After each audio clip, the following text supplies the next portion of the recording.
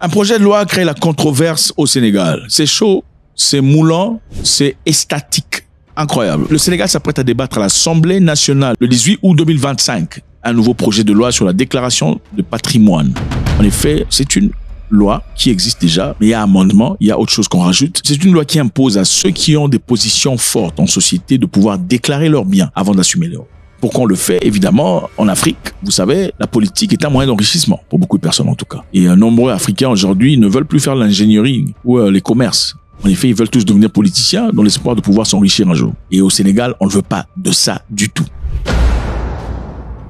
Le projet de loi relatif à la déclaration de patrimoine a été introduit par le ministre de Finances et du Budget, Mamadou Moustapha Ba, lors du Conseil de ministres en juillet 2025.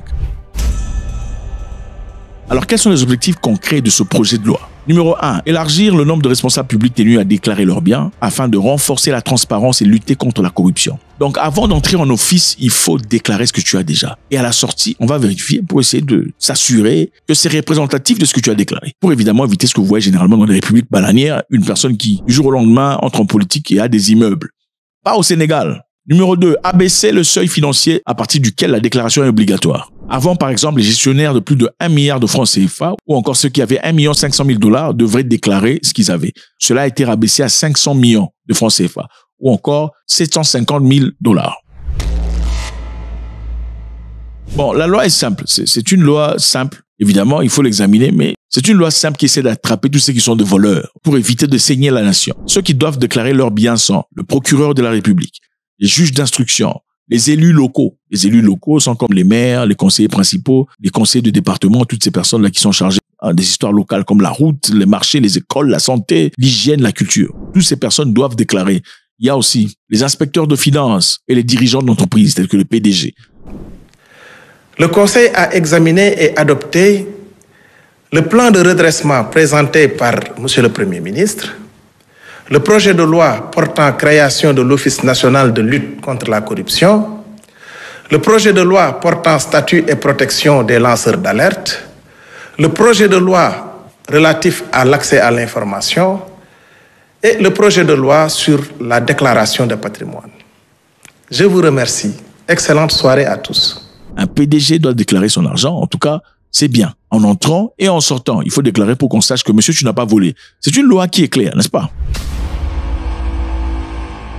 Alors, quels biens sont recensés et comment c'est fait? Les personnes concernées doivent inventorier tous leurs biens. Il faut inventorier. Quels biens? Les biens immobiliers, comme maisons, terrains, les comptes bancaires, les avoirs financiers, il faut déclarer tout ça. Les actions et parts dans les entreprises, c'est où que tu as placé l'argent? Les véhicules, les bijoux, les œuvres d'art. Évidemment, les œuvres d'art, c'est une façon de blanchir l'argent le plus facile parce que vous pouvez placer n'importe quel prix sur l'œuvre. Vous savez, il y a des œuvres d'art à 20 millions de $, un truc bizarre là comme ça.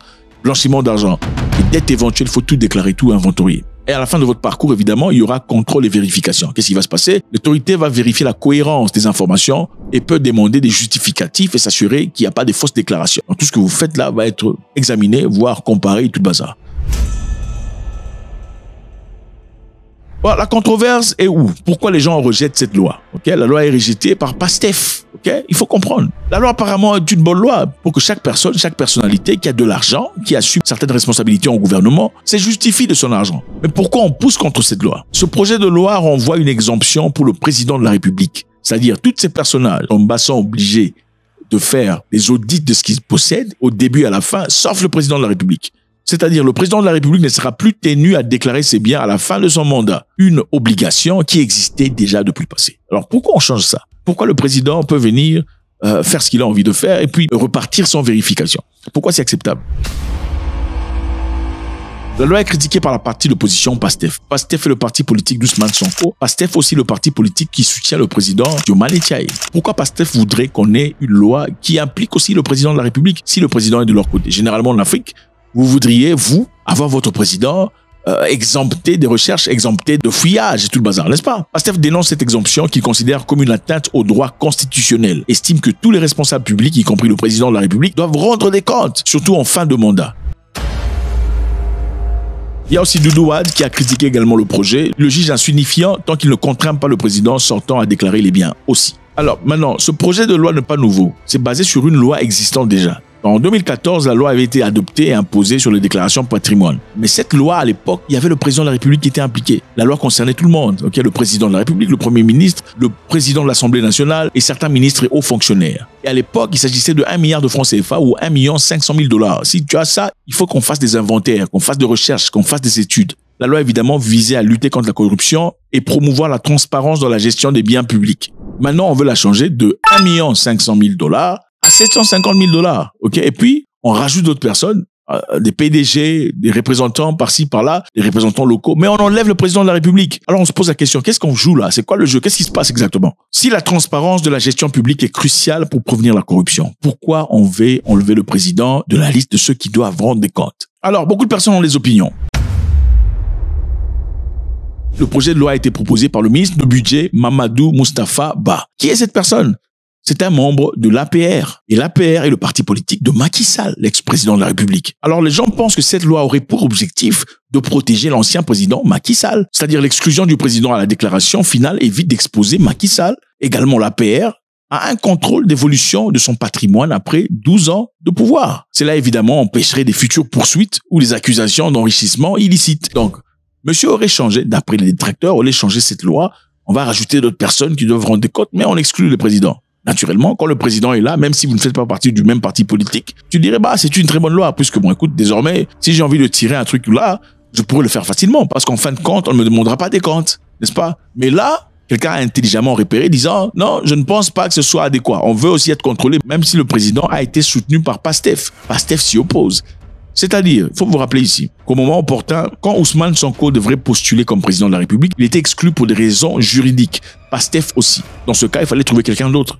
On a trouvé qui? Monsieur Faye, pour faire la représentation. Mais Monsieur Faye a été soutenu par PASTEF. Il est passé en tant qu'indépendant, pas en tant que PASTEF. Donc, le ministre de Budget, proche de Macky Sall, pourrait chercher à protéger l'héritage politique de son camp. Alors, ces personnes qui sont tout à fait contre cette loi pensent aussi qu'il y a des choses abusives qui ont été faites par le gouvernement de Macky Sall, y compris l'usage abusif de fonds de Covid-19. 5 anciens ministres ont été accusés de détournement de fonds. Le procès sont en attente. Du rapport de la Cour des comptes relative à la gestion force Covid-19, l'exploitation de ces rapports a révélé l'implication dans la gestion du fonds Covid de certaines personnes ayant exercé des fonctions ministérielles durant la période considérée et sur lesquelles pèsent de graves présomptions de prévarication des deniers publics. Donc, les ministres ont été accusés. Vous savez, en Afrique, à l'époque, quand Covid a commencé, beaucoup de gens se sont enrichis. Ah oui, il fallait accepter l'argent venant de l'étranger pour réaliser, il fallait reconnaître qu'il y avait Covid sur place et vous recevez de l'argent. Reconnaissez que votre pays a Covid, vous recevez de l'argent. C'était comme ça. Donc, il y a eu détournement et usage abusif des fonds de Covid dont beaucoup de personnes doivent répondre en justice. On accuse aussi Macky Sall et son groupe de cacher environ 6 milliards d'euros de dettes cachées dont ils ont accumulé lors des registres officiels selon les audits réalisés en 2024. Donc, un projet de loi qui a pour objectif de transparence, remettre tout le monde en question, y compris le président de la République. Aujourd'hui, on veut un amendement qui apparemment a pour objectif de remettre en question beaucoup plus de personnes, mais en excluant le président lui-même. Aurait pour certaines personnes pour objectif, en réalité, de protéger le gouvernement de Macky Sall et aussi l'APR. Est-ce une réalité ou pas? Faites-moi savoir. Je veux savoir, venant de mes amis sénégalais, qu'est-ce que vous en pensez? C'est toujours avec beaucoup de plaisir. Déposez votre commentaire, toujours dans le respect. On peut ne pas être d'accord, mais du moment qu'on se respecte, c'est la chose la plus importante. Rappelez-vous, on n'est pas ici en tant qu'ennemis. On est ici dans l'objectif de nous rencontrer quelque part, dans l'objectif d'avancer. S'il y a des faits qui n'ont pas été tenus en compte, c'est avec plaisir qu'on le recevra. Faites-nous savoir sur les commentaires. God bless.